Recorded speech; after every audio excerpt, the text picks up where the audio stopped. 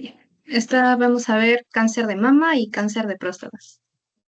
Empezamos con ¿qué es el cáncer de mama? Como vamos a ver, es aquel tejido mamario en el cual van a comenzar a crecer las células y van a desarrollarse de manera descontrolada, formando lo que es un tumor. Acá tenemos entre incidencia y mortalidad, sobre todo a mujeres, vemos que el cáncer de mama es el que ocupa primer lugar, según a nivel mundial en incidencia y en mortalidad. Y bueno, acá mencionan que estas son las partes de la mama y en la parte del lobulillo es justamente la zona en la que se desarrolla el cáncer, la formación de la neoplasia en los lóbulos. Y esta está asociada a esta mutación, BRCA1 y BRCA2.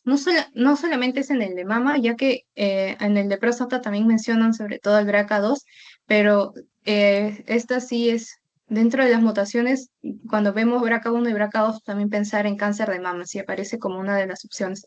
Dentro de los subtipos de cáncer de mama, vamos a tener que puede ser un carcinoma ductal invasivo o lobulillar. El tipo más frecuente es el invasivo, mientras que el lobulillar es un solo 15%. Este va a tener una mala respuesta a la quimio y si es que hay recurrencias afecta sobre todo a nivel óseo. Dentro de los factores de riesgo, que sea mujer, la edad de primera y última menstruación, edad de primer embarazo, número de hijos, el acceso que las personas puedan tener al screening, y los otros factores medioambientales como el alcohol y el cigarrillo. Es algo así como ocurre. Tenemos el tejido normal, luego tenemos una hiperplasia que es un aumento en el número de células. Esta hiperplasia empieza a volverse atípica. Se desarrolla al inicio un carcinoma in situ que se localiza en esa misma zona y ya luego puede volverse un carcinoma invasivo que pueda llegar a afectar a otras zonas. Esto de acá es importante. De esto sí vi preguntas, subtipos moleculares de cáncer de mama.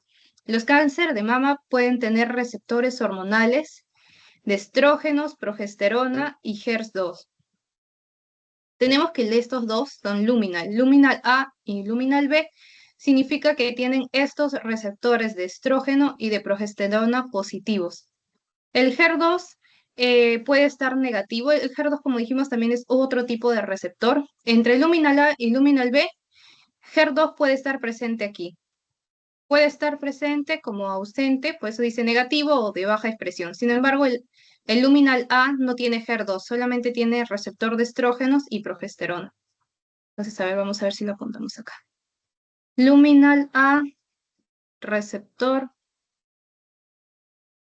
estrógeno y progesterona. Este es importante porque de acuerdo a esto vemos el pronóstico que vaya a tener. Y aparte de que mencionar que los luminal A podría decirse que son los que tienen, como dice acá, mejor pronóstico. Y, y esto es lo que nos permite ver el pronóstico, el KI 67. Si tenemos un KI 67 bajo, eso también nos indica un buen pronóstico. Pero mientras este KI 67 vaya aumentando, eso nos indica un peor pronóstico. Este de acá es igual que este, pero a diferencia que el luminal B tiene el receptor HER2 y que este KI 67 es más del 14% y este KI es menos del 14%. Entonces, si dijimos que el KI nos decía más o menos que a mayor KI era, podría decirse un poco peor pronóstico, un poco más agresivo, entonces entre estos dos, entre el luminal A y luminal B, el que tiene un poco de mejor pronóstico es el luminal A porque tiene un KI menos del 14%. El luminal B también está en esto, como dijimos, los luminal, ambos sí tienen buen pronóstico, a diferencia del HER2 y del triple negativo. Estos dos son los que tienen mejor pronóstico, pero si quisiéramos hacer entre el A y el B, sería un poco más el A, porque el A tiene el KI menos y solamente tiene el receptor de estrógeno y progesterona. Este luminal B sí puede tener el HER2. Ahora vemos el HER2. Esto, como dijimos, teníamos tipo de receptor, estrógenos, receptor de progesterona y receptor de HER2. El HER2, valga su nombre, solamente tiene positivo el HER2. Entonces, si tiene positivo el HER2, el receptor de estrógeno y el receptor de progesterona va a estar negativo. Es por eso que acá dice receptor de estrógeno, receptor de progesterona negativo. El HER2, como este es su receptor, entonces este va a ser, sí va a estar positivo, alta expresión. Y como dijimos, EVA de este orden, entonces acá este KI67 también está elevado y lo signo que nos indica que tiene un mal pronóstico. Pero de todos estos, el peor de todos es este, el triple negativo o basal-like. Este ya no expresa ni un receptor, ni el receptor de estrógeno, ni el receptor de progesterona, y tampoco el HER2, por eso que le dicen triple negativo. No hay receptor de estrógeno, no hay receptor de progesterona, y este tampoco del HER2. Acá dice HER2 negativo. El índice de proliferación, dijimos que a mayor KI, o sea que es más agresivo, entonces también está alto. Y como dice, peor pronóstico. Espero que esto sí esté quedando claro, que de esto sí he visto preguntitas. El tratamiento, Sí, sí. y algo, ¿sí? No, sí, esa ¿Quedó parte claro? sí. No te escuché, disculpa. Que esa parte sí, sí me ha quedado muy clara. Ya, qué bueno, sí, porque esto es casi que de las cosas más importantes o sea, también del tema del tratamiento, la prevención y todo, pero sí he visto algunas preguntas acerca de los subtipos, del diferenciar sobre todo entre el Lumina, HER2 y el triple negativo. Acá hay un fármaco, podría decirse que es específico para el HER2 que se utiliza el trastuzumab. Así que si por algún lado se lee trastuzumab, pensar en que ese va para el HER2. Ese es directo, por eso lo que hay. El tratamiento puede ser una cirugía total o una cirugía radical, sobre todo cuando están en las primeras etapas. La cirugía total quiere decir que ya se opera, pero no compromete ganglios, solamente está el tumor.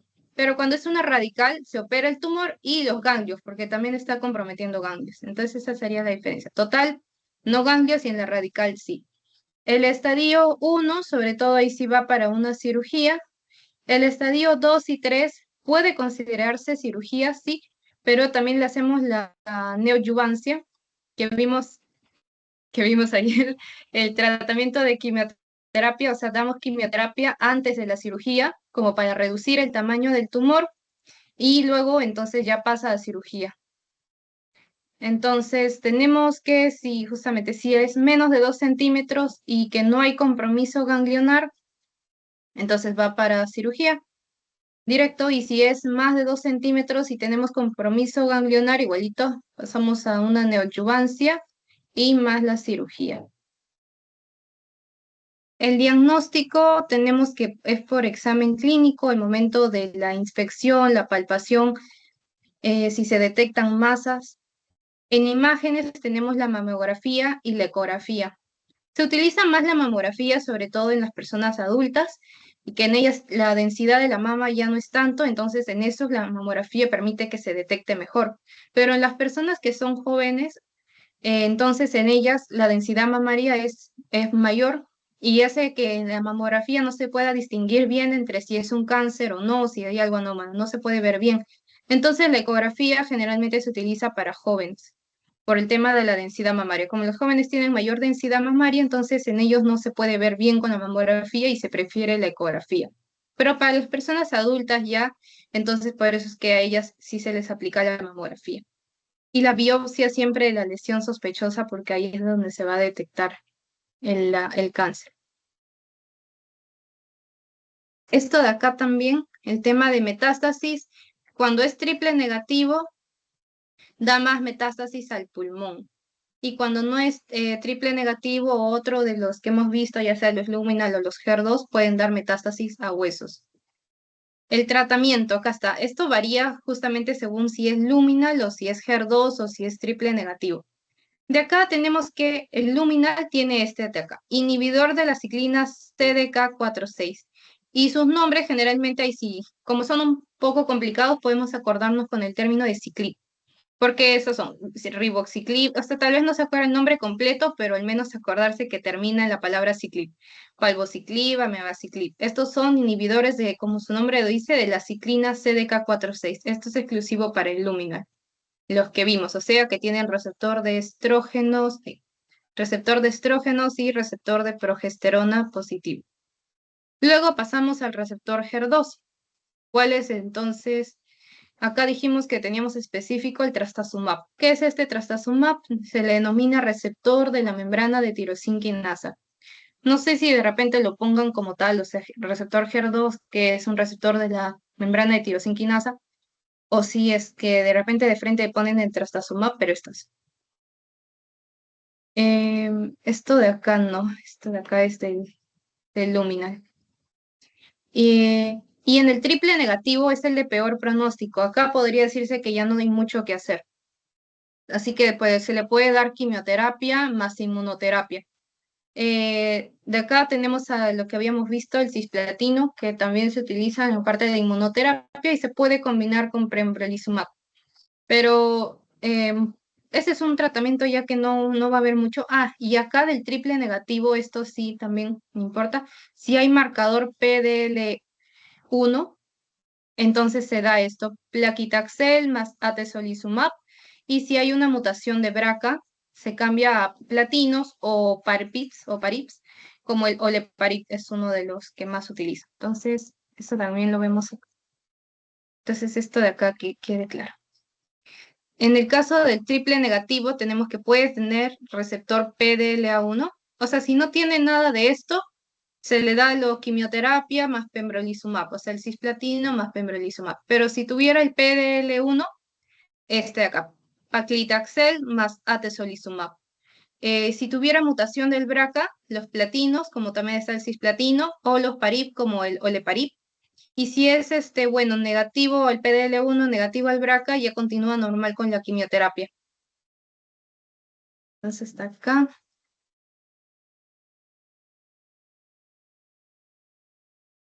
Ya, a ver, entonces está bien en las preguntas. Tenemos, a ver, ¿qué subtipo sería si tenemos que es un receptor de estrógenos positivo, receptor de progesterona positivo y un HER2 negativo?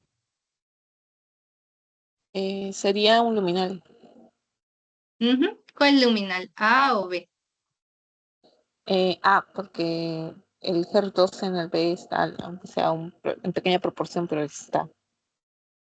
Sí, dijimos que en el luminal A sí es el único que tenía estos dos positivos, pero el HER2 estaba negativo. Entre los luminal, el único que tenía HER2 positivo era el luminal B. Entonces tenemos que este es un luminal B. De repente, si es que ponen, bueno, le añaden un poco de texto, pero que al final terminen preguntando y aprender a reconocer esto, me parece que también es importante. Entonces acá tenemos, ¿cuál sería? Receptor de estrógeno, progesterona negativo y solo HER2 positivo. El de receptor de HER2. Muy bien, del receptor de HER2. Y este de acá, que ya se ve también, receptor de estrógeno negativo, progesterona negativo y HER2 negativo. Triple negativo.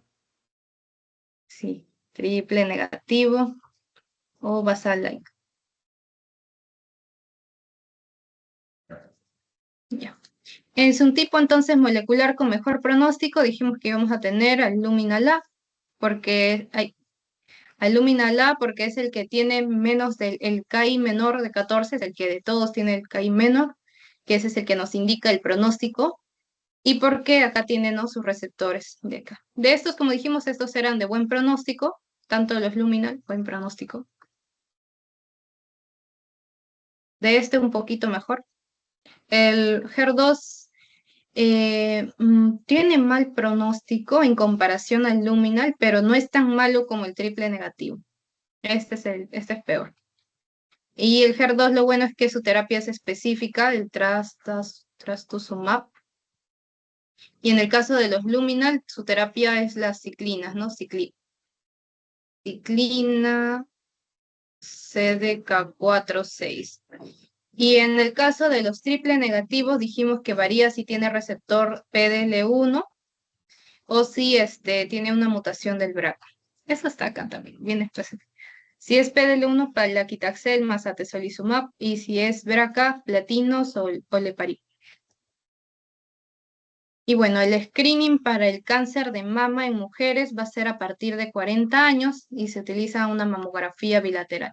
En el caso de mujeres jóvenes, como mencionamos, ya se emplearía más que todo una ecografía. y ya si necesitan una biopsia también para verificar que se encuentre el cáncer. Ahora vamos a pasar a cáncer de próstata. En el cáncer de próstata, como vemos, es un tipo de cáncer que se desarrolla en la glándula prostática. Acá lo importante es bueno, lo voy a mencionar, pero bueno, el tacto rectal para el diagnóstico. Acá tenemos que el PSA sí nos orienta, pero ahí es donde, acá es al inicio que se va a evaluar si la glándula prostática tiene o su densidad está, se dice que debería ser más o menos como palpar como la punta de la nariz, el pulpejo, es algo más o menos suave, pero en el caso de un pacientito que ya tuviera podría decirse un cáncer, entonces ya sería algo más indurado, más duro la consistencia. Entonces ahí se ve un cambio. Y a ver, tenemos el PSA que nos indica también el cáncer de próstata. Si es más de 1,2 nanogramos, a partir de los 40 se va haciendo los temas de despistaje. Y si es a partir de los 60 lo considera cuando es un PSA más de 2 nanogramos. En incidencia a nivel mundial, tenemos que tiene después del cáncer de pulmón que vimos que también tenía bastante incidencia, sigue el cáncer de próstata y bueno, en mortalidad a nivel mundial no es tanto. Este es en Perú. En Perú tenemos que sí, en los hombres el cáncer de próstata es el más frecuente y también el de mortalidad. Factores de riesgo, raza negra, edad, sobre todo mayor de 65 años, aunque los screening pueden ir variando de acuerdo a si la persona presenta algo basal, algo promedio sería 65 años, pero si la persona tiene alto riesgo de desarrollar cáncer de próstata, esto ya puede bajar a partir de 55 años, 50 por ahí. Y si el paciente tiene también, porque dijimos que la mutación de BRCA es para cáncer de mama, pero también puede estar presente en el cáncer de próstata, entonces si hay una mutación de BRCA, entonces ahí ya baja a partir de 45 años. Historia familiar relacionado a la mutación de BRCA y los factores dietéticos que también influyen. La fisiopatología, hay un cambio en las células glandulares prostáticas por mutaciones que van a acumularse en el tiempo. No va a ser con una sola mutación que se dé el proceso, sino que estas se pueden ir acumulando a lo largo del tiempo hasta que se desarrolle el cáncer. Esta es la clasificación TNM. Es un poco pesada, pero lo importante de esto es que esto se utiliza para generalmente todos los tipos de cáncer, no exactamente, varía un poco en respecto al T, si es T1 o T2, pero a ver, vamos a aprender lo principal de cada uno. El T indica la T de tumor. TX significa cuando el tumor no puede ser accesible, no puede ser identificado. De repente puede ser por cualquier otro motivo, pero no significa ausencia. Simplemente cuando por algún motivo, ya sea del personal o del paciente, entonces en ese momento no pueden determinar si hay tumor o no. El T0, sí, como su nombre dice, cero de ausencia de nada, indica que ahí sí no hay evidencia de un tumor primario. T1 quiere decir que un tumor inaparentemente que no es palpable. Ya no es necesario aprenderse esto de porque no van a preguntar. Me parece que sí hace tiempo vino una pregunta, pero en cáncer de cervix, por una de las clasificaciones de T. Eso de cáncer de cervix, sí, por si acaso hay que revisarlo. Parece que ese tema le corresponde a Christopher, entonces seguro que también lo va a mencionar. Pero en los demás no ha venido preguntas, pero sí es importante recordar más o menos que T está asociado a tumor.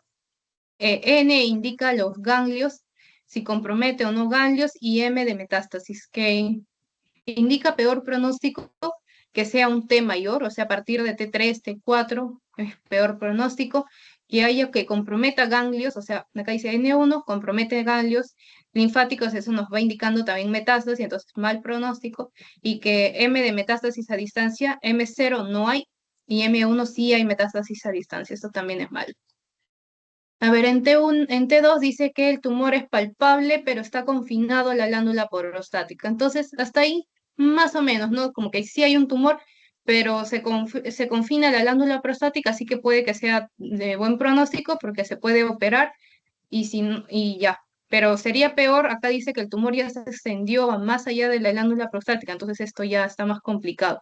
Y este es peor, T4 ya no está, sino que invade otras estructuras adyacentes, como el recto, el esfínter externo, el músculo elevador del ano y el piso pélvico. Esto ya es mal pronóstico. Los nódulos, a este igualito NX, es que no se puede determinar en ese momento. N0 si es que no hay metástasis, N1 hay metástasis, M0 no hay metástasis y M1 sí hay metástasis. Este es el score de Gleason. Este lo utilizan para verificar, para ver el tema de si hay alto riesgo o bajo riesgo. Se dice un PSA debería estar en menos de 4 y es un bajo riesgo si es que esto está a menos de 10. O sea, sí hay un riesgo de que pueda ser un cáncer, pero que sea localizado, entonces es bajo riesgo, porque si fuera un cáncer que ya esté avanzado, localmente avanzado, que abarque otras estructuras, eso sí es un alto riesgo de que sea, podría decirse maligno. Entonces tenemos, esto sí es importante, en español, bajo riesgo, un PSA menos de 10. Tenemos un riesgo intermedio, si fuera de 10 a 20, y un riesgo alto, si fuera más de 20. Entonces, así, acordemos eso, 10 y 20, y el que está en el medio, entre 10 y 20, es un riesgo intermedio. Esto también nos da y que tenemos que el score de Gleason sea menor de 7, ¿no? Acá tenemos el menor de 7, o sea, este de acá, 6, indica bajo riesgo, o también denominado ISU grado 1. ISU grado 1, que sea un score de Gleason menos de 7, o sea, acá 6, nos indica bajo riesgo, y que sea nuestro PSA menos de 10. Riesgo intermedio, dijimos que teníamos de 10 a 20 el PSA. Acá el score de Gleason ya puede estar en 7 y el grado de ISUP puede abarcar grado 2 y grado 3. Estos dos de acá vendrían a ser un riesgo intermedio. Un riesgo intermedio, entonces nuestro PSA estaría entre 10 y 20. Y el 4 y 5 es alto, alto riesgo. Acá nuestro PSA ya tenemos en más de 20. Nuestro score de Gleason está en más de 7, ya acá estamos en score de Gleason de 8, score de Gleason de 9, y el ISUP ya está 4 o 5, y este es alto riesgo. Esto ya puede ser localmente avanzado. Espero que se esté entendiendo. La clínica, hay dificultad, puede haber, aunque al inicio no siempre hay clínica, porque a veces, como dijimos en los cáncer, suele presentar la clínica ya más avanzado cuando ya a veces, pero dentro puede haber dificultad para orinar, constante necesidad de orinar. Esto puede confundirse con una hiperplasia prostática. Por eso es que lo primero que se piensa en ese momento, tal vez en un paciente adulto que tenga dificultad para orinar, o necesidad constante, o que orine en la noche, o que haya chorro bajo, este se repitió. Se puede pensar en eso, ¿no? Y entonces por eso es que no se sospecha siempre y por eso que en Perú también salía que tenía alta incidencia y alta mortalidad. Y que también que los pacientes usualmente no les gusta realizarse lo que vendría a ser el tacto rectal, ya sea porque les resulta incómodo o sus motivos. Entonces no se realizan y eso hace que también se diagnostique cuando ya a veces está un poco tarde. Ya que dijimos que el PSA es un marcador tumoral que nos orienta, pero no siempre es tan específico. Sirve como para reconocer, bueno, hay un riesgo y también sirve para evaluar el seguimiento, ¿no? Después de repente que se le hace una cirugía o se somete a un tratamiento y ya tienes el valor de PSA al inicio y después de que le das el tratamiento vuelves a dosar el PSA para ver si hay una diferencia entre cómo ingresó a cómo está ahora. Y bueno, la sangre que también se puede detectar. Esto ya sí esto orienta, ¿no? Porque es una persona ve sangre, tal vez ahí sí ya piensas en otra cosa, ¿no? Estos síntomas pueden orientar algo benigno, pero creo que el hecho de que haya sangre ya nos orienta que hay algo más. El cáncer de próstata, el screening. Para los pacientes que tienen un riesgo, ya, esto es una relación. A ver, Bueno, lo había mencionado al inicio. Cuando hay un riesgo elevado, ¿a partir de qué edad se debería realizar el screening? Tenemos estas opciones. A partir de 50, a partir de 45 o a partir de 40 años. A partir de los 40. Cuando hay un riesgo elevado, a partir de los 50 años. Dijimos que Ay, a partir de los 65 podría decirse que en personas que no tengan tanto riesgo, pero si hay un factor de riesgo a partir de los 50. Si tenemos mutación del BRCA2, ahí sí sería a partir de los 40 años. ya, ya me estoy Y, confundiendo. A partir de ajá, los 40 y si, ya habrá, ya, y cuando si hay riesgo cuando del tenemos reloj. mutación. Y cuando hay historia familiar a partir de 45 años. Historia familiar. Entonces sí, hacer el tacto rectal y ahí se puede ver también si hay nódulos, si estos nódulos son móviles, si se están adheridos a planos más profundos. Y según eso también se saca una muestra, una biopsia y ya para confirmar y si se necesita iniciar el tratamiento. Acá también tenemos el diagnóstico, entonces si tenemos un PSA elevado, se repite el test. Y si el PSA permanece elevado, se podría hacer una resonancia magnética. Ay, ay, disculpa, se cambió. Ya. Si el PSA permanece elevado, una resonancia. Y si no hay algo que concluya, entonces de repente no se hace biopsia. Pero si hay algo que sorprende, como que dices, acá hay algo sospechoso, una lesión sospechosa, entonces se opta por una biopsia. Si la biopsia sale positivo, tenemos que determinar si está localizado o si está avanzado o si ya hay metástasis. Y ahí vemos con el score de Gleason, que vimos si teníamos un score de Gleason de bajo riesgo cuando teníamos un PSA menor a 10. Acá dicen que un score menos de 6, pero bueno, en la otra nos mencionaron menos de 7, pero bueno, va por ahí. El riesgo intermedio, el PSA que tiene que estar en 10 a 20 y un score de Gleason en 7, que vimos, y un riesgo alto ya sería cuando tengamos un PSA más de 20 o que el score de Gleason ya esté en 8 o esté en 10. Ya.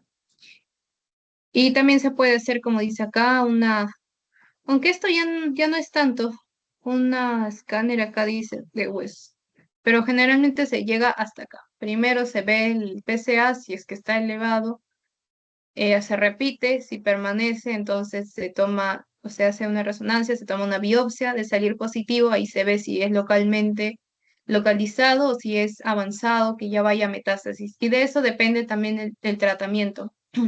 Cuando es localizado, se opta por una cirugía. Si está un poco avanzado, pero todavía se considera que puede ser apto para cirugía, de repente como vimos un T2, entonces se puede hacer una neoadyuvancia, una quimioterapia neoadyuvante. Entonces se da la quimio, se trata de reducir el tamaño del tumor y ya pasa a cirugía para que se le pueda operar. Pero si en el caso que fuera de repente un T4 que ya está muy avanzado, que ya está comprometiendo otras estructuras, que sea un N1, un M1, que, o sea, y que comprometa ganglios y que haya metástasis, entonces ahí puede que ya no sea la cirugía una opción, sino se puede dar de repente quimioterapia o radioterapia. De todas maneras, si el paciente lo acepta también, porque si ya se sabe que el tratamiento puede que no tenga, el tratamiento de la cirugía es intención curativa, pero ya generalmente solamente la quimioterapia o radioterapia y en estadios avanzados puede ayudar de repente a prolongar el tiempo de vida del paciente, pero no garantiza que este vaya podría decirse que a curarse o a resolver el tumor. Entonces, a ver, hasta acá tenemos con cáncer de mama y cáncer de próstata. Revisando el cáncer de mama, creo que ya abarcamos cosas importantes aquí. Sobre todo el tema de que está asociado a BRCA1, BRCA2 en tema de cáncer de mama. También puede estar el BRCA2 en el cáncer de próstata. Los subtipos, esto me interesaba bastante, que quede claro. el A, que era los receptor estrógeno y progesterona positivos. Este de acá no tiene HER2 y tiene un KI bajo. Luminal B, sí tiene HER2, puede tenerlo, puede estar negativo, puede tener un HER2 en baja expresión y el KI está más alto. El HER2 solamente tiene HER2, entonces los demás receptores como el estrógeno y progesterona van a estar negativos y es de mal pronóstico. Y el basal-like o triple negativo, como su nombre dice, tiene triple negativo. No hay receptor de estrógeno, no hay receptor de progesterona, no hay HER2. Este índice de proliferación está alto y es de mal pronóstico. Trastuzumab, pensamos en HER2. Si pensamos en luminal, inhibidor de la ciclina CDK4/6, los ciclip, cualquier, de repente no te acuerdas el nombre completo, pero alguno que termine en cicli, que sea un inhibidor de la ciclina, va para el luminal. El HER2 que está acá y el triple negativo variaría si tiene PDL1, paclitaxel, atezolizumab. Si tiene mutación de BRCA, platinos, cisplatino es el que más se usa, o los PARIPs, como el Loriparib, y es BRCA. Acá ya lo vimos. Y del cáncer de próstata, sobre todo sería el tema, creo, del score de Gleason. Voy a buscar más preguntitas de esto del cáncer de mama y de próstata y para mañana le estaría incluyendo también junto con el tema de la semana 3. Y lo del TNM, que también es bastante útil.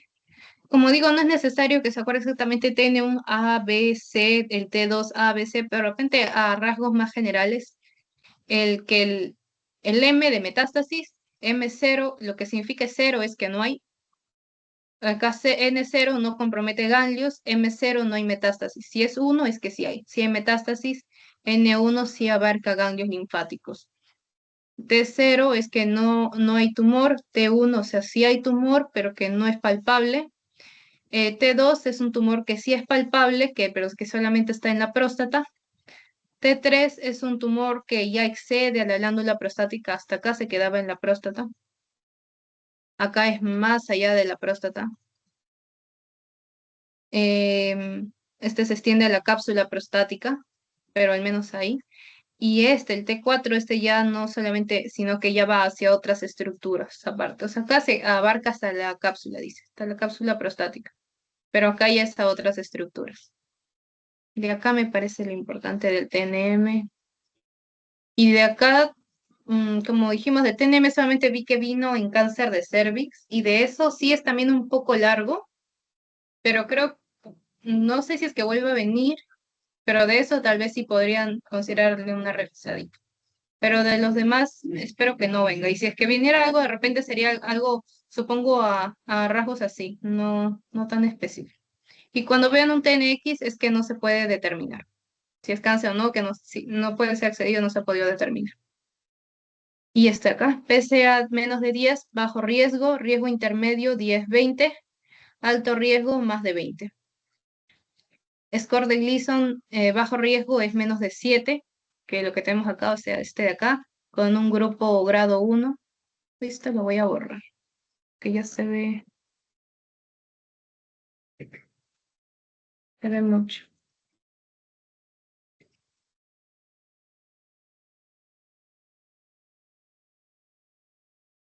Ya. Entonces, score de Gleason menos de 7, en 6 y que sea grupo 1 es bajo riesgo. Este de acá de mediano riesgo, 2 y 3, que tenga un score de Gleason en 7.